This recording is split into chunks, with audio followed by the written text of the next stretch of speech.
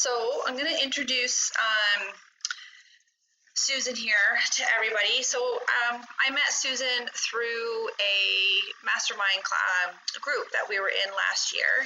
And Susan is just everything gut health. She loves this stuff. And I know that's a lot of questions that I tend to get. So why not bring on somebody who knows a heck of a lot more than I do? And Susan is a diagnostic nutrition practitioner. She's a certified primal health coach and a life coach. And she is also the owner of Purpose Functional Health and Life Coaching. So from here, I'm going to let Susan take over on gut health, what it is, and how to improve it if your gut is not doing very well. Thanks, Cheryl. It's so awesome to be here. Hi, everyone. As Cheryl said, we met in this mastermind, and Cheryl posted these awesome photos, and I decided that she was my leg idol. Today was leg day, so I thought of you, Cheryl. Tina Turner used to be my leg idol, but now it's you. So. All right, well, I'll jump right in. But if you have any questions, and I don't know that I'll see the hands raised because I'm sharing my screen, but this would be great if you just want to make it conversational and interactive. So if you have a question about something while I'm talking about it, jump right in and interrupt. Feel free to do that, or you can save it till the end, but I'm fine with that either way. So let's talk first about what the gut is. I think that maybe is confusing. We think, well, maybe it's just our tummy. That's kind of where we point when we talk about our gut. But it includes your mouth, your stomach, your small intestines, and your larger intestines, or the colon. And so inside your GI tract, your gastrointestinal tract, the gut, whatever you want to call it, it's what we call the intestinal mucosal barrier. It's an inner skin that separates you from the acids in your stomach, the bacteria, the waste in your intestines. And so it's basically like a tube that runs from your mouth to your anus. Sorry, but that's how it is. And this allows nutrients to pass from the stomach and the intestines into the body, while ideally blocking toxins and infection when everything's working properly. There are many layers to the intestinal mucosal barrier. I won't get too far into the weeds here because that could be another hour on its own. But suffice it to say that there are always bad actors trying to get in and make their way into our system. So we have to be really diligent about keeping them out. It's kind of like everything else in the world. I'm sure you've heard of Hippocrates, the Hippocratic Oath. Hippocrates was the father of medicine, and he said, all disease begins in the gut. So we think that gut health is something new because we're hearing a lot more about it lately, but Hippocrates actually said that more than 2,000 years ago. So it's not really anything new. We're finally just figuring out that, maybe he did kind of know what he was talking about 2,000 years ago. So this is the gut microbiome, and what is that? You might hear that term, in addition to gut health, the gut microbiome. It is 100 trillion, give or take a few billion here, microorganisms, mostly in the colon. Microorganisms are microscopic living organisms, including bacteria, viruses, fungi. So it's kind of like Whoville in there. And there's some good guys and there's some bad guys, like I said, and we do need a balance. So ideally that balance would be 80% of the good bacteria and 20% of the bad bacteria, or the opportunistic. And we kind of need that to maintain a balance and keep the good guys on their toes. We don't want them to become complacent. Microorganisms come from about 1,000 plus different species. And, we need a balance. We have that mutually beneficial relationship with the good guys and the bad guys. We'll let them do their thing over there as long as they don't disrupt life over here, and all is good. When there's dysbiosis or an imbalance within the gut microbiome, then that can lead to symptoms And the symptoms can run the gamut, headache, gas, bloating, nausea, inflammation, you name it. Those are all symptoms of likely something going on in the gut microbiome. And our gut microbiome is unique to us, so each one is different, just like everything else within our bodies. There's 160 known species. 30 to 40 make up most of our personal gut microbiome, and differences in species contribute to who we are and the functioning of our human cells.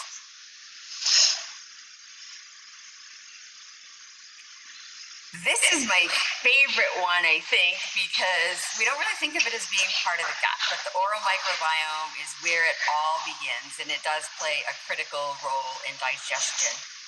It is part of the human microbiome in the GI tract. So what goes on here can have a downstream effect on the rest of the GI tract. So if you've got some gut issues, kind of take care of what's going on up here in your mouth first.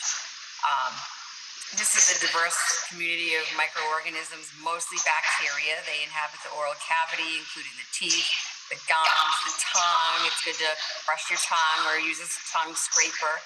Keep that bacteria in check there, and other oral surfaces inside of your mouth. So you want to keep everything in there clean, flushed out. That's why it's good to stay hydrated, not let your mouth get too dried out, those kinds of things.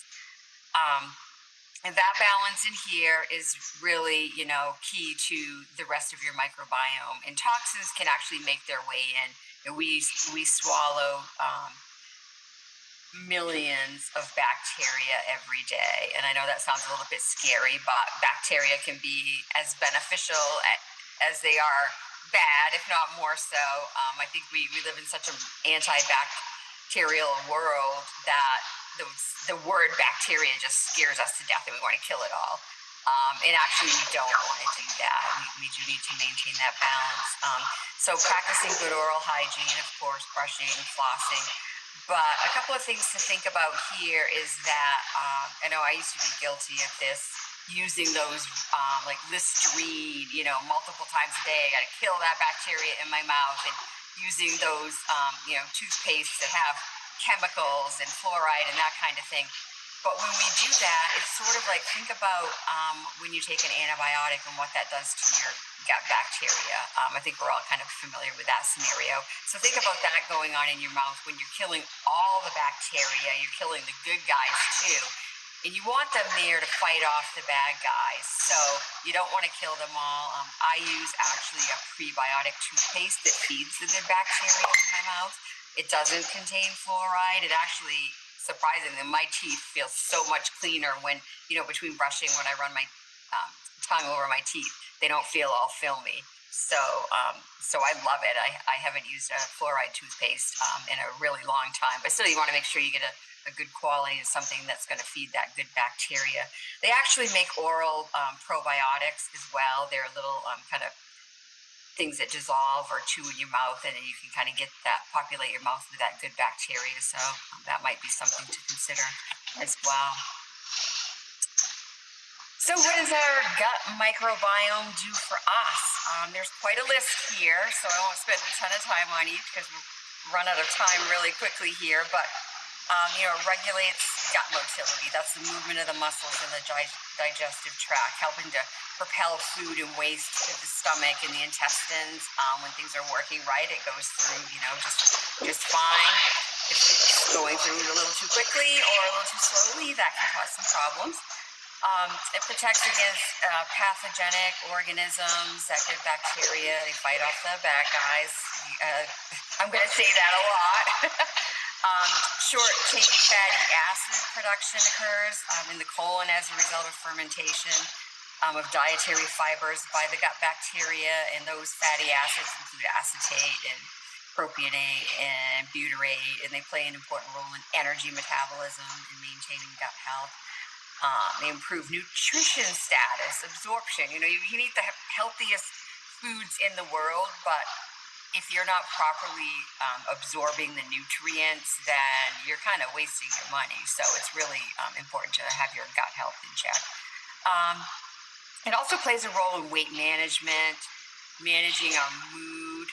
I think, kind of back to the pandemic when people were really stocking up on shelf stable foods because we didn't know what was going to happen. So we got to run in and we got to get things that are going to last a while because we could be hunkered down for a while. And those things were not the healthy things. They weren't the fresh fruits and vegetables and the fresh meat and those kinds of things.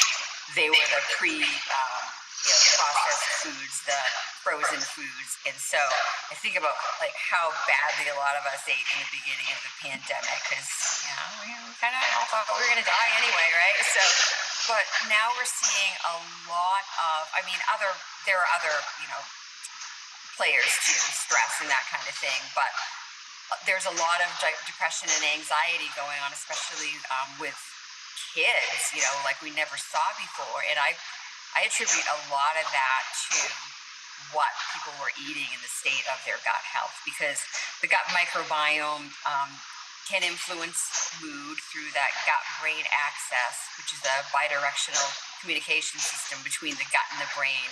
The gut bacteria produce neurotransmitters and other molecules that affect the brain. It also influences the immune system, inflammation that can impact mood-related pathways. And there's actually lots of research going on right now about psychobiotics, which are specific probiotics that influence mood. And I've actually tried some, and I really do think there's something to it.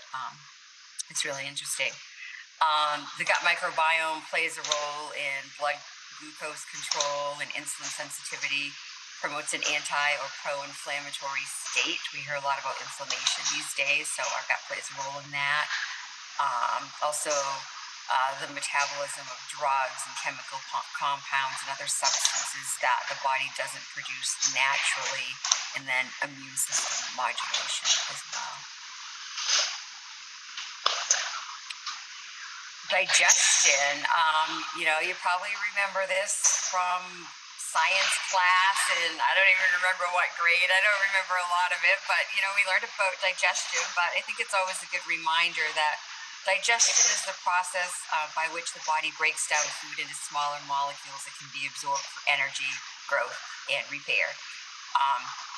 It involves mechanical and chemical processes. It starts in the mouth with the chewing and the enzyme action. It actually begins when we smell our food and we start to salivate. So, it's good. That's why it's good to, sit down, smell the food, and really, just get those juices flowing, because that's going to start to break down the food properly. And then it continues in the stomach and small intestines. Nutrients are absorbed into the bloodstream for distribution throughout the body, and then just the waste is eliminated. If you're experiencing digestive problems, then there are some things that you can do, of course. And one of the biggest ones is slow down. I can't see everybody here. I was going to say, show of hands, how many people eat on the run, eat in front of their computer, eat while driving or watching TV or work, on your devices. And it's really important to step away, slow down. We physically cannot properly digest our food when we're in this fight or flight mode. On the run at our desk, under stress. If you're in a stressful situation and you're eating, because that's kind of the thing that we like to do, your body really isn't going to digest it, and that's when you're going to start, experiencing some stomach issues. So that rest or digest, that's parasympathetic nervous system. And it's critical for not just digestion, but things like procreation. You think about, people who are trying really hard to get pregnant and they can't seem to, and they're under so much stress that it's probably making the situation worse. There are certain things that we cannot do when we're in that fight or flight mode, because that's how the body's process works. The blood and the energy is focused on, getting the heck out of there because you're in danger. Okay. Chew properly, chewing properly. Whoops, I did not mean to do that. Chewing properly gives your food more surface, so you're going to digest the nutrients. You're going to absorb the nutrients better when you give it more surface before you swallow it. Drinking while eating can actually disrupt your digestion.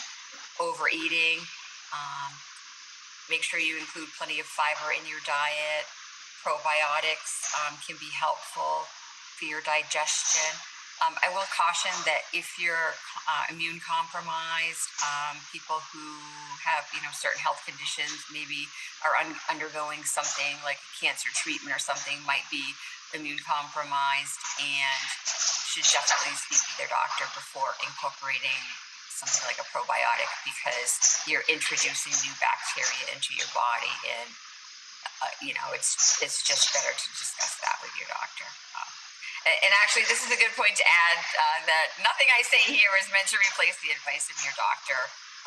And it's just, this is all based on science, obviously, but it's not meant to replace medical advice.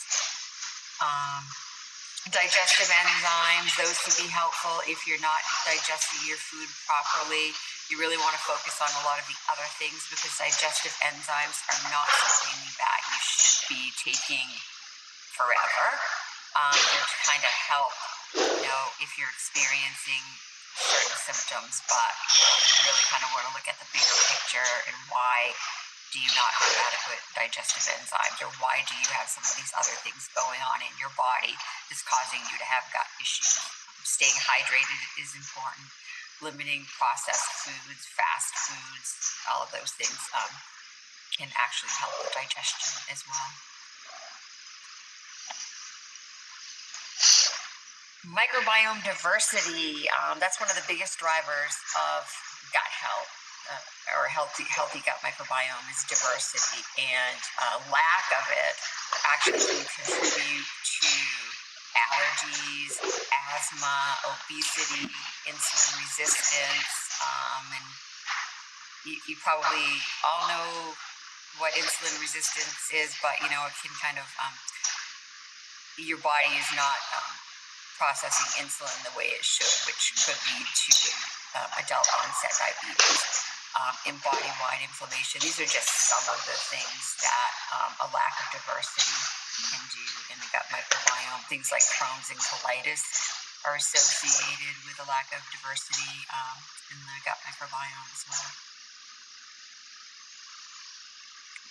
So how to support a healthy gut or microbiome diversity? Well, a diverse diet with a big variety of weekly plant-based foods. I read somewhere a suggestion of 40 different fruits and vegetables in a week. I don't know. I think that's a lot, because if you're like me and you live alone, you can't possibly get through all of those before they spoil. But it's a good thought. But I would say eat as big a variety as you can.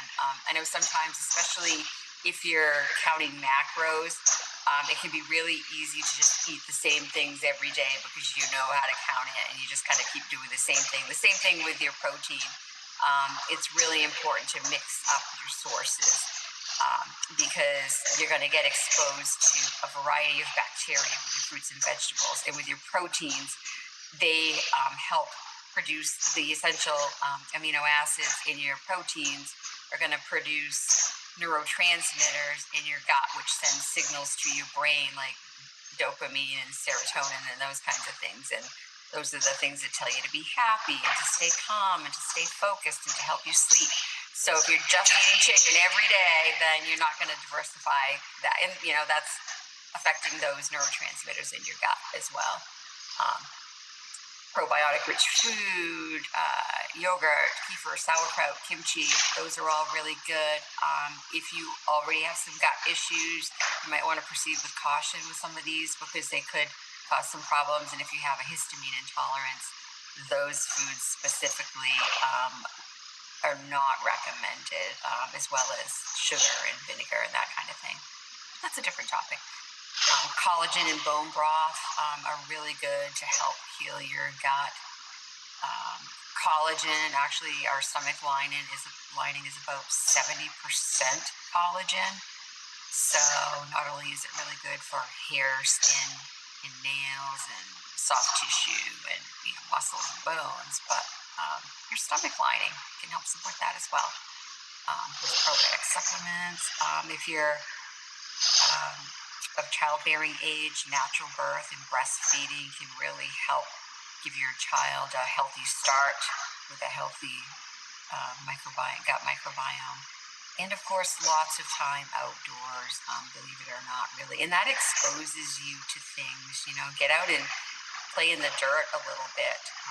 They used to say when you're kids, eat a pound of dirt before you die, but it like helps your immune system. And there's really something to that. If you're eating organic local vegetables, which is recommended, you don't have to wash every little bit of dirt off that. That's also what helps diversify your gut microbiome. Things to avoid. These kind of seem like most of them no-brainers to me, but I kind of live in this world. So processed, fast, and packaged food. We already talked about that a little. Limit added sugar and artificial sweeteners, artificial colors and preservatives and flavors, alcohol, processed oils like soy, canola, corn, sunflower, safflower, cottonseed. I don't think that list is all inclusive, but those oils they're very inflammatory. There is actually a doctor, Dr. Kate Shanahan. She's a nutritionist for the LA Lakers, and she writes and posts a lot about these oils, and she likens eating one serving of French fries, and it doesn't really matter where you get them, whether it's McDonald's or whether it's a high-class restaurant. They're all using these oils. They're not using avocado oil or coconut oil to deep fry in because it's way too expensive. And if you deep fry in olive oil, when you heat it to a certain temperature, it actually becomes toxic as well. So eating deep fried French fries in any restaurant is going to have a similar effect to hardening of the arteries for about 24 hours, according to Dr. Shanahan.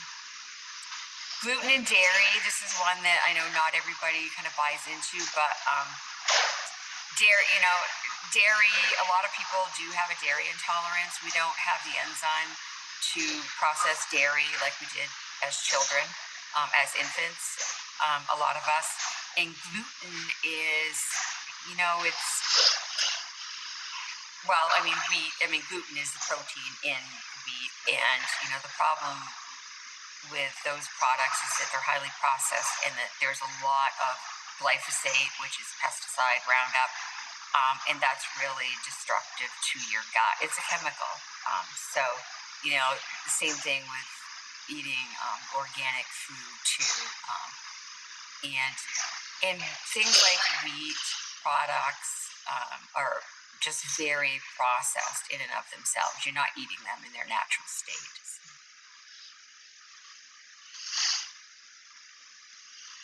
And I can't read my slides. So some common causes, diet we talked about, but also medication, alcohol, medical conditions. Stress is a big gut wrecker.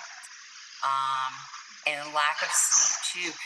Stress, you produce a lot of cortisol, so that kind of throws everything off. A lack of sleep, your body's not rebuilding. That's when we restore and replenish. So we have to make sure that we get plenty of sleep. Gut infections, and those can come in, viruses and bacterial infections.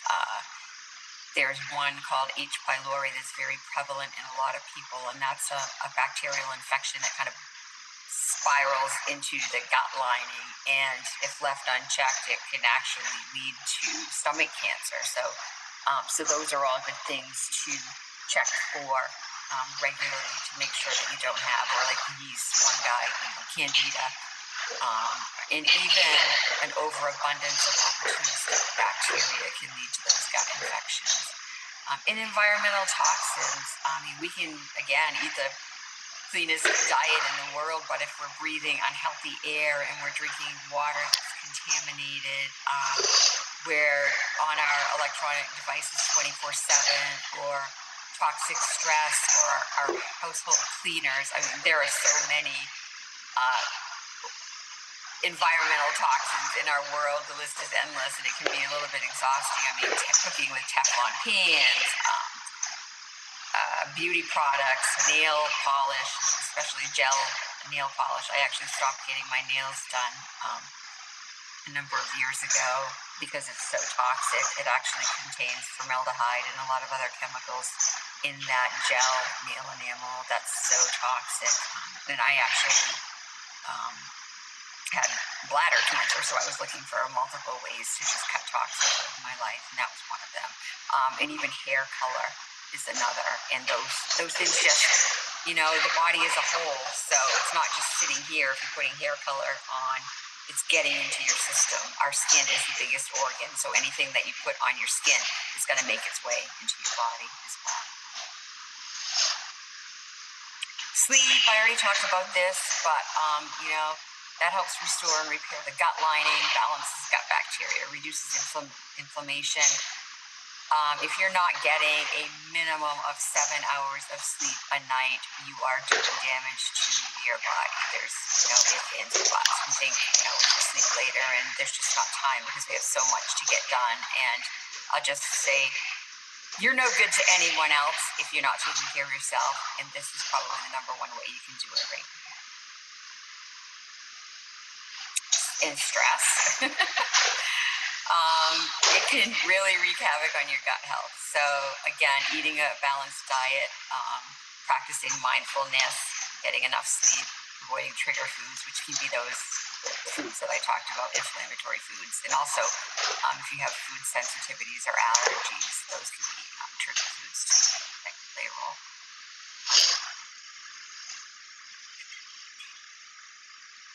So the state of your gut can actually play a big role in the state of your brain. We talked about that a little already, but the gut houses a large portion of the body's nervous system. Those neurotransmitters are produced in the gut. And there are a lot of neurotransmitters: serotonin, dopamine, epinephrine, norepinephrine. Alexa's reminding me of the presentation. I don't know if you can hear her. GABA, glutamate, histamine is a neurotransmitter, 5-HTP, and glycine. So those are all neurotransmitters that help us in one way, either with sleep, depression, anxiety, carbohydrate cravings, PMS, focus, attention, memory, motivation, all of those things.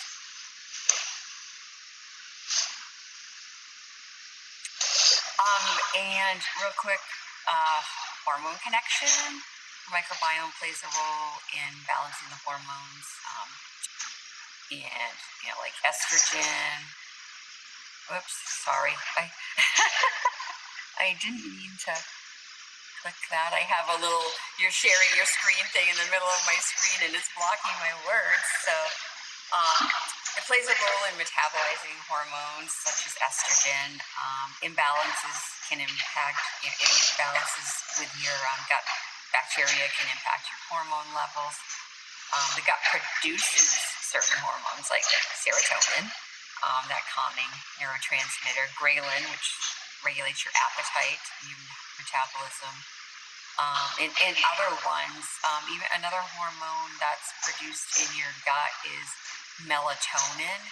And so, for example, melatonin, we think of it as something that we take when we need help sleeping, but it can be produced in the gut as an antioxidant. It's a powerful antioxidant. So if there's something going on in your body saying, hey, we need an antioxidant in here, we need to produce some melatonin, you could actually see some impact from that, with energy, and maybe your melatonin in your body's higher than it should be at a time of earlier in the day, and you're feeling really sleepy and your energy is low. So that could play a role. And of course, cortisol is, that stress hormone as well, and that one just really can wreak havoc on your gut health. And all of these things kind of, the sleep and the stress and the diet all affect your gut, and then your gut health can affect those things, and it's just this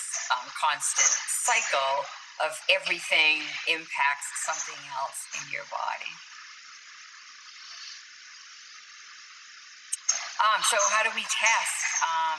You know, we might feel some symptoms and think that we have something going on.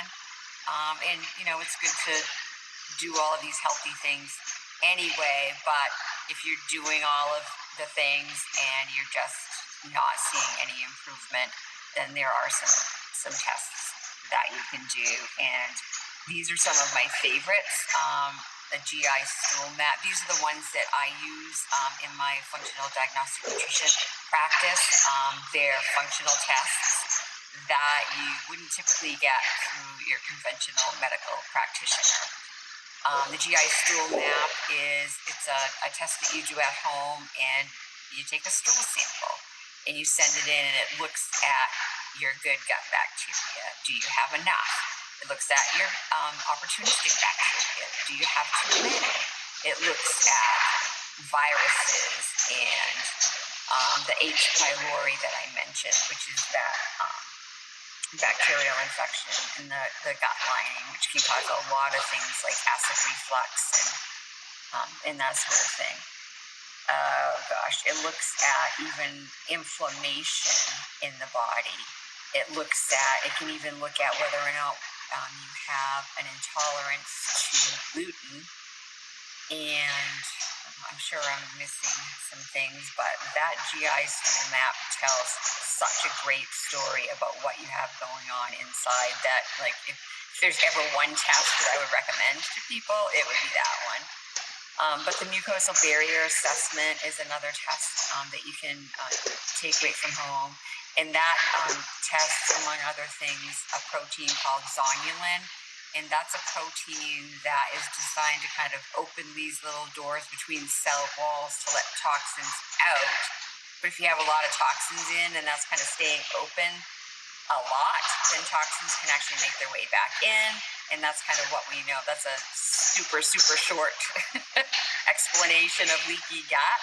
But basically, we don't want those toxins coming back through the doors. We don't want them getting into our bloodstream where they shouldn't be.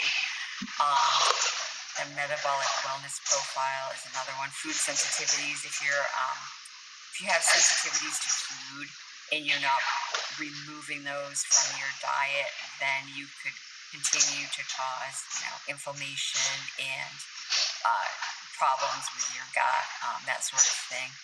And so removing those layers of stress until you're able to heal your gut can really play a big role in helping you to feel better. A stress and hormone panel, I think that tells a good overall picture if you're doing all of the testing. A lot of people only test their stress and hormone. Well, I mean, they're all hormones, but they're your stress and your sex hormones. And when you do that and then you supplement with hormones, first of all, taking a hormone is not the same as your body producing it naturally. So you're kind of not addressing the root problem when you only test hormones and treat the hormones with a hormone supplement. So I'll just say that you want to look at the whole picture of what's going on. If you're just looking at one or a few measures, then you're not looking at what's causing it and then what those hormonal imbalances may be also causing in your body. And then of course neurotransmitter testing, which can look at those things like the serotonin and the dopamine and the GABA. So that's kind of it in a nutshell. I hope that I didn't lose anybody too much. Whoops. Actually stop sharing if I can figure out how here.